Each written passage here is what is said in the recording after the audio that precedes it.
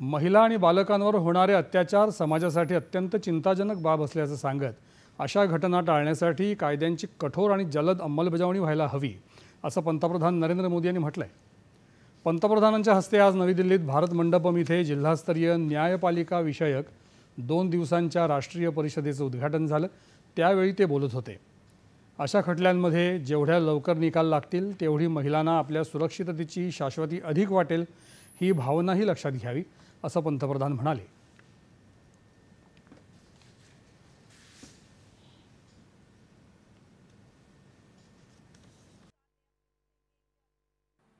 देश में महिलाओं की सुरक्षा के लिए कई कठोर कानून बने हैं। 2019 में सरकार ने फास्ट ट्रैक स्पेशल कोर्ट की स्थापना की योजना बनाई थी। इसके तहत अहम गवाहों के लिए डिपोजिशन सेंटर्स का प्रावधान है। इसमें भी डिस्ट्रिक्ट मॉनिटरिंग कमेटीज की भूमिका महत्वपूर्ण हो सकती है। इस कमेटी में डिस्ट्रिक्ट जज, डीएम और एसपी भी शामिल होते हैं। क्रिमिनल जस्टिस सिस्टम के विभिन्न पहलुओं के बीच समन्वय बनाने में उनकी भूमिका अहम होती है। हमें इन कमेटियों को और अधिक सक्रिय करने की जरूरत है। महिला अत्याचार से जुड़े मामलों में जितनी तेजी से फैसले आएंगे, आधी आबादी को सुरक्षा का उतना ही बड़ा भरोसा मिलेगा।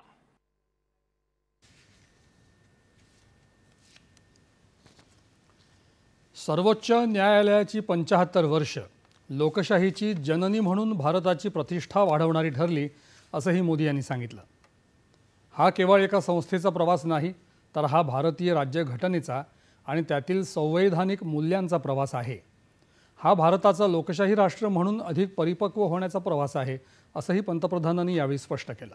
यात्रा नहीं है, ये यात्रा है भारत के संविधान और संवैधानिक मूल्यों की।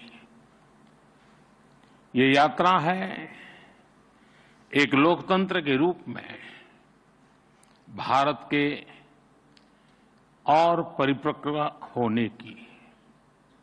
और इस यात्रा में हमारे संविधान निर्माताओं का,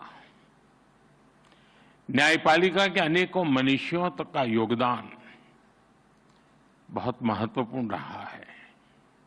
इसमें पीढ़ी दर पीढ़ी उन करोड़ों देशवासियों का भी योगदान है जिन्होंने हर परिस्थिति में न्यायपालिका पर अपना भरोसा अडिग रखा है। सुप्रीम कोर्ट के ये 75 वर्ष मदर ऑफ डेमोक्रेसी के रूप में भारत के गौरव को और अधिक बढ़ाते हैं।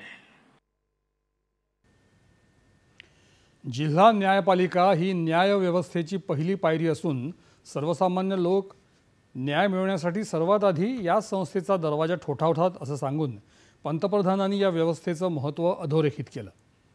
लोकशाहीचे रक्षणकर्ते म्हणून भारतीय न्यायपालिकेनं अतिशय जबाबदारीनं आपली भूमिका निभावली आहे असंही पंतप्रधान म्हणाले। न्यायपालिका ने न्याय की भावना की रक्षा की। आपातकाल जैसा काला दौर भी आया, तब न्यायपालिका ने संविधान की रक्षा में अहम भूमिका निभाई। मौलिक अधिकारों पर हुए प्रहार तो सुप्रीम कोर्ट ने उनकी रक्षा भी की। और यही नहीं, जब जब देश की सुरक्षा का प्रश्न आया, तब न्यायपालिका ने राष्ट्रहित सर्वोपरि रखकर भारत की एकता की भी रक्षा की है।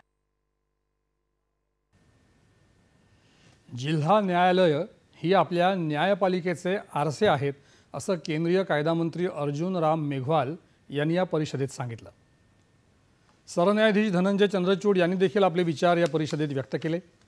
जिल्हा न्यायपालिकांच्या जबाबदारीचं महत्त्व त्यांनी विशद केलं।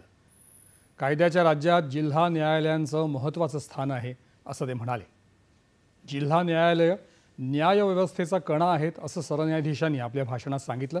या परिषदेमुळे जिल्हा न्यायपालिका आणि इतरांमध्ये संवाद होण्याची संधी मिळून जिल्हा न्यायाधीशांच्या समस्या मांडण्याची संधी उपलब्ध झाली आहे असं ते पुढे म्हणाले.